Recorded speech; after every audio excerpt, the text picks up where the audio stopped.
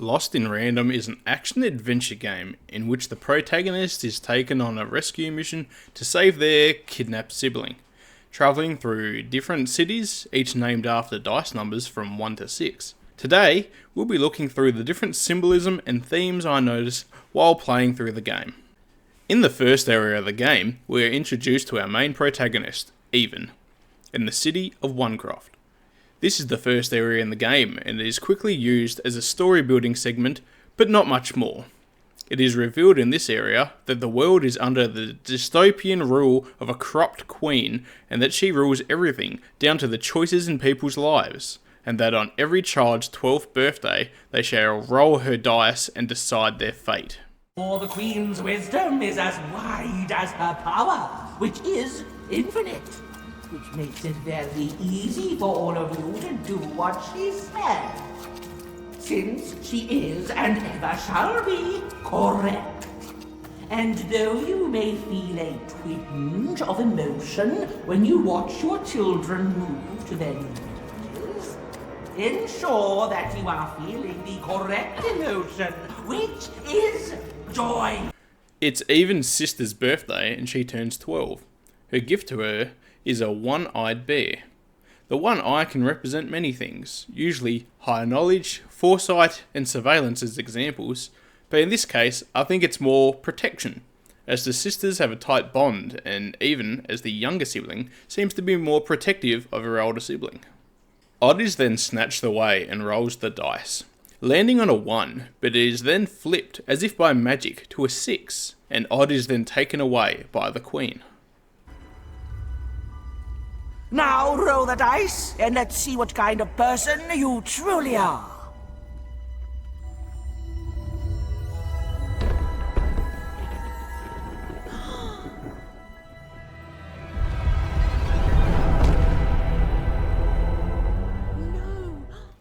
A year later, Even dreams of her sister and chases a ghost, which leads her through Onecroft and into a giant destroyed dice. Inside the dice, Even finds a handful of magic cards, used throughout the game, and escapes Onecroft on a giant boat. The boat is caught in a storm, and Even is forced to leave.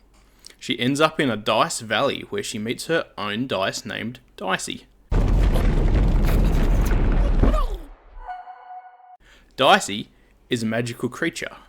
Most people in the world of random used to have their own dice and use them to predict their own future, make decisions and manipulate the world around them, and battle. This is known as cubomancy, and was once used throughout history as an ancient form of tarot reading, traced back to ancient Greece, Rome, and China. Our characters then arrive at the gate of Two Town, and roll to open the gate, something no one has been able to do other than the Queen. Two Town is where things start to get a bit more interesting, as duality is shown. All who live in the town have multiple personalities, which can be flipped by the Queen rolling her dice. Good morning, world! It's a beautiful day, my favorite kind.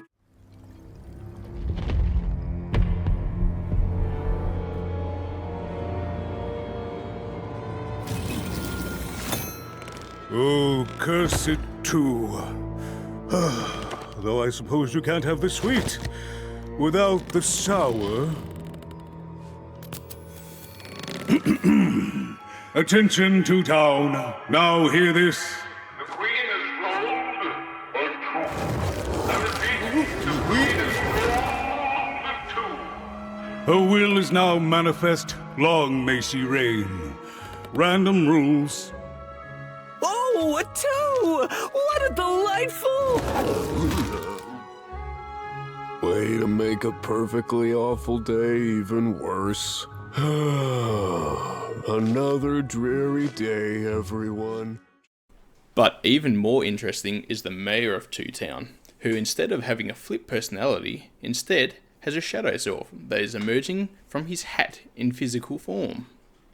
It is said that he first emerged from his hat when he had a lot on his mind about building a second city, and that he became doubtful he could fix his city, and is later said that it was also due to not facing his repressed feelings and let them get out of hand. This, of course, is a reference to Carl Jung's shadow self that is born out of the repressed negative feelings, sadness, rage, self-doubt. The mayor's shadow self, named Royum, mayor spelled backwards, is much more self-assured and demanding, and is creating his own better version of Two Town that is upside down. But when his second moon is destroyed by Even in a trap he laid, out of anger, he splits from the mayor and becomes his own free entity. It doesn't last long, however, due to a conflict with Even resulting in him being defeated and sucked back into the mayor to become complete again. Back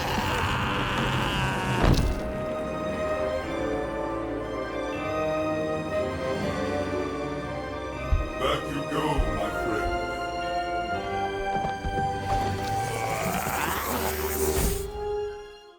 Even travels to the city of Freedom. That is constantly in a civil war between three children of the king who believe each other is responsible for his murder. There wasn't as much to look at in this area, but there are two things that stood out to me. One being a character introduced as the Shadow Man. A shadowy being who plays a boogeyman of sorts, who cuts a deal with you to end the war so he can be feared again in return for a boy. He kidnaps children and potentially eats them, and made a deal with the queen that he would kill the king in order to bring the queen to power. And the other being the three siblings that the queen puts a curse on, which leaves them in a constant state of conflict and distrust, and brings chaos to the land of Freedom, while she takes the throne, resulting in a civil war that lasts for years until you bring order and end the war. This also reminds me of the bread and circuses concept, where the ruling class would keep the population entertained with a distraction while they took control or manipulated the masses. Even dreams of her sister, a recurring theme that happens throughout the game, somewhat telling you pieces of the game, but it doesn't offer too much insight. But this particular dream shows her sister Odd has to make a sacrifice in order to prove her loyalty to the Queen. I don't think I can do this. You can, and you will. The sacrifice is necessary. But I don't want to. The dice demands it. Sometimes we must set aside what we want in order to get what we need. Push her over, Odd. Push her over, or I'll let the dice decide whether you should take her place! Odd, please. I'm sorry I was mean to you. And your sister. Odd, please, you can't do this. You can't. You're running out of time, Odd.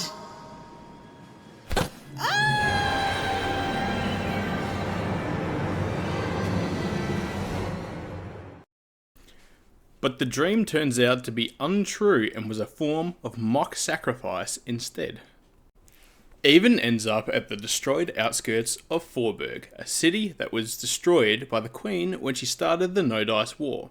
It has now become a lawless city of gambling and tournaments, where people make bets and gamble to decide their fate instead of the Queen dictating it. Even wishes to go home and is offered a trip back if she frees a boy's brother from slavery. He has eye symbolism all over his jacket. Eventually you meet a lady who reads the threads of rugs to give insight on quests you must fulfill in order to finish a new rug, so she may read it and give you information about a witch you're searching for. Much like someone in tasseography or palmistry, reading the leaves in a cup or lines on a hand to reveal the future. After finishing these quests, you read the rug and it takes you to a hidden area where you meet the witch who says she is responsible for all the magical dice creatures and that she was hunted down by the Queen during the Dice War, so she went into hiding for decades. You also get some backstory, revealing that the witch and Queen both knew the dice wielders would eventually return and the witch would help them bring order. This seems to be some sort of prophecy that was laid out, but it's not mentioned anywhere else in the game. Even reunites the brothers, and as promised, they put her into their bag, but it is a trap, and they are said to be possessed by the bag and shaped into demonic creatures who want to take her soul and dice. Once defeated, the bag opens up and spits out everyone, and the brothers turn into skeletons, but upon closer inspection, the brothers both have a one eye symbol on their foreheads, and they both have a 2 on their chests. The brothers then lead Even to a boat where death takes you to 5tropolis. It is my belief that putting 2 and 2 together would give you 22 in numerology, which is a master number associated with the ability to turn dreams into reality and large-scale accomplishments. Even has lost her way and doesn't know what to do anymore, but due to a pep talk from Death, he gives her renewed purpose in life, a clear vision, and determination to go on. You arrive at 5tropolis, a city that used to create the cards like the ones you use, but now creates the robots for the Queen. You meet the Visionary, a floating ball-like being that can see hidden things in a person and can also hear the game's narrator. You are then tasked to free the other card makers so they can make a card that can be used to defeat the Queen. There are pipes also seen through the city, dripping and pooling a black goo that mysteriously appeared after the Queen took over. Lately, these babies have just been carrying this black goo coming from ma knows where. It's the will of the 3 headmasters, I tells ya. The narrator is abducted by the Queen and replaced by her voice. The sense of dread and fear manifests itself as a reoccurring boss until it is destroyed. Hey, I'm trying to tell a story here. Hey, what do you... No, don't touch me. No. Even? Anyone?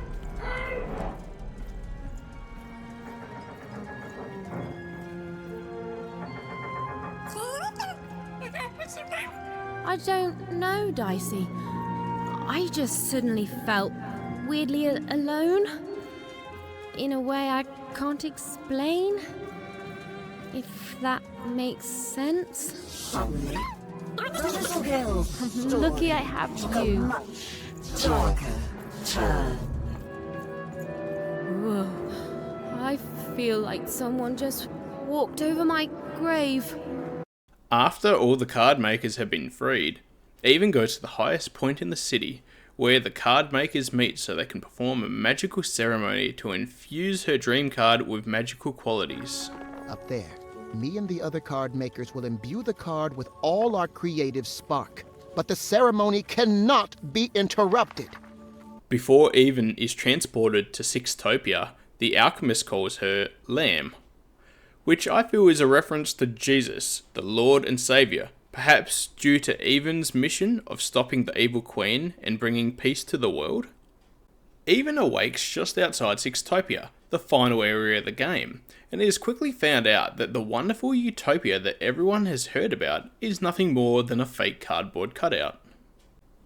You arrive in the Queen's throne room, and there is a statue of every city. Even shares a voice line stating, "We're fish born in a tiny bowl, and we look around and say, this is good, this is definitely how it should be, but we should all be swimming in the ocean." This line reminds me of a Gnostic view, being trapped in a prison world limited by the confines of an oppressor. The people have accepted their small and limited world for how it is, but in reality there is a much greater world beyond. It is just being held back by the Queen. Can't even see it. We're fish born in a tiny bowl, and we look around and say, oh, this is good. This is definitely how it should be. But we should be swimming in the ocean. Even pushes through and makes it all the way to the real Sixtopia and enters into it. Upon reaching the top, she sees her sister enter into a black dice upon a pyramid with the Queen and a bunch of children. She then has to face the nanny. The nanny is the Queen's enforcer. She steals children for the Queen and brings them to Sixtopia. It is also mentioned in this post and hinted in-game that she eats children. This makes me think of the witch from Hansel and Gretel. This black dice on top of the pyramid, which is first shown in this statue here, is very reminiscent of the Illuminati pyramid. Usually, at the top there would be an eye, but in this case it is just a cube or dice. But what is interesting is that there are multiple one-eye symbols all around the game in every city that depict the dice as a single all-seeing eye. I believe that the game was foreshadowing a secret society or higher power the entire game, as well as showing that someone or something is always watching. Even enters into the dice and ends up in the dark dice mansion. Here, it is finally revealed what happens to the children that are taken to Sixtopia. They are suspended in the air while their nightmares are used to feed these dark lords and potentially power them, and in turn they grant power to the Queen, who has used it to take control of the entire world of random and destroy many parts of it. It is unknown as to what happens to the children after their nightmares are taken, but one can guess as they aren't seen again by their families. The Queen wants to use Odd as a vessel for the Dark Lord's powers, but even stops it before it can happen, and battles her sister who is possessed by the owl mask she wears. Masks are usually worn to obscure someone's true identity, but in the occult themes, they are worn in ceremonies and rituals to channel certain entities' powers and attributes into them. In the battle, Odd is shown using different powers, able to teleport short distances and create shadow doppelgangers of herself.